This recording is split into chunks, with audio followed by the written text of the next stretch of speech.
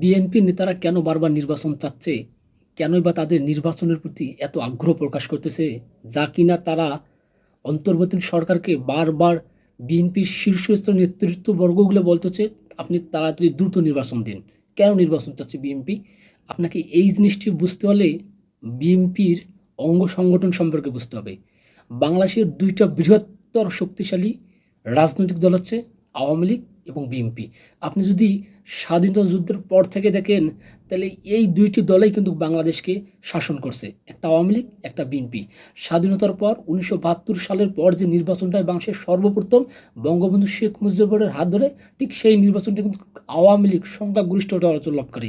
এবং তারপরেই কিন্তু জিয়াউর রহমানের হাত ধরে জাতীয়তাবাদী দল বিএনপি, তারাও কিন্তু তার পরবর্তীতে সংখ্যাগরিষ্ঠতা অর্জন লাভ করে। এবং ৮০ থেকে ৯০ সালের কিছু সময়ে স্বৈরাচার এরশাদ সরকার ছিল, তারপর থেকে আবার কিন্তু এই আওয়ামী লীগ বিএনপির এই দুই দলের একটা অদল বদলের হবার পর কিন্তু তারা হচ্ছে নির্বাচন এসেছিল, অর্থাৎ ক্ষমতায় এসেছিল। এই জন্য হচ্ছে বিএনপি সরকার, আপনি যদি এখন বলেন যে আওয়ামী লীগের মাঠ এখন সম্পূর্ণরূপেই ফাঁকা, অর্থাৎ এখন এই মুহূর্তে কিন্তু আওয়ামী লীগ নাই, তাহলে আছে কোন দল? বিএনপি।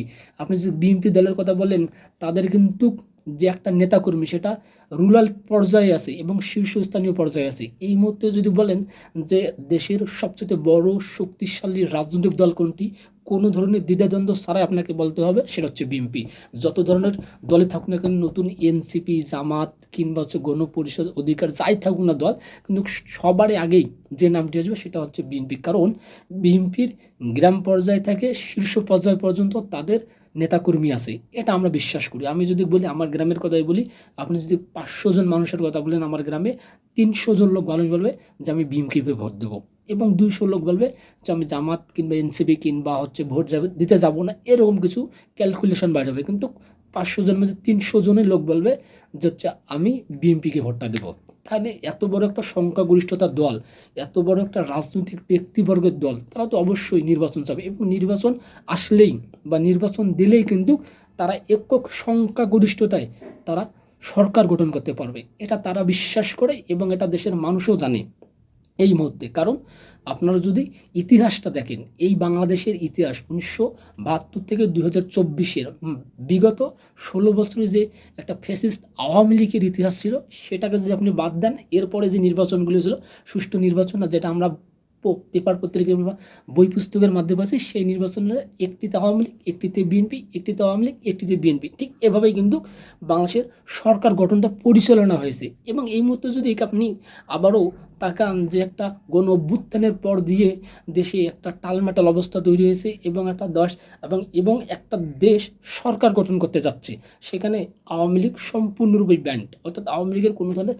কার্যক্রম বা তাদের দলীয় কোনো প্রোগ্রামে এই মুহূর্তে না। এবং আওয়ামী লীগ তারা যে দেশটাকে দীর্ঘ ১৬-৭০ বছর একটা সারা দেশটাকে শাসন করছেন, দেশটাকে লুটে পুটে নিয়ে এই দেশ থেকে তারা চলে গেছেন, এরপর এখন কারা থাকতেছে? অবশ্যই বিএনপি থাকতেছে। বিএনপির মাঠ ভালো, বিএনপির হচ্ছে নেতাকর্মী বেশি, তারা তো অবশ্যই নির্বাচন চাবে, নির্বাচন হলে তারা সরকার গঠন করতে পারবে, সরকার গঠন করতে পারলে তারা দেশ পরিচালনা করতে পারবে।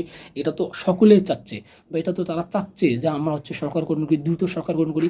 এবং এত বড় একটা দল, তাদের কিছু নেতাকর্মী কিংবা কিছু দলীয় নেতাকর্মী এরকমও থাকতে পারে হচ্ছে তারা বিভিন্ন ধরনের টেন্ডারবাজি, চাঁদাবাজি, এগুলোর সাথে অবশ্যই জড়িয়ে থাকবে কিংবা থাকতে পারে। এটা যে বলা যাবে না যে তারা হচ্ছে জড়িত নাই কিংবা জড়িয়ে যাবে না, 100% জড়িয়ে যাবে। কারণ হচ্ছে এত বড় একটা দল, তাদের বিভিন্ন জায়গায় নেতাকর্মী আছে, গ্রামগঞ্জ থেকে শুরু করে শহর থেকে শুরু করে একদম আপ লেভেল থেকে লো লেভেল পর্যন্ত সর্বস্তরে তাদের যেহেতু নেতাকর্মী আছে, অবশ্যই কিছু কিছু নেতাকর্মী হচ্ছে এই টেন্ডারবাজি, চাঁদাবাজি, লুটপাটের সাথে জড়িত হবে। এবং যখন এই এত বড় একটা দল তাদের নেগেটিভ দিকগুলো প্রকাশ হবে, তখন স্বাভাবিকভাবে সেই দলটা চাবে যে দ্রুত নির্বাচন দেওয়ার পর হচ্ছে কি আমাদের যে নেগেটিভ সাইডগুলো আছে সেগুলো পজিটিভ সাইডে পরিবর্তন হবে, এবং হচ্ছে আমরা একটা দলীয় ক্ষমতায় আমাদের দেশটাকে একটা পরিচালনা করব।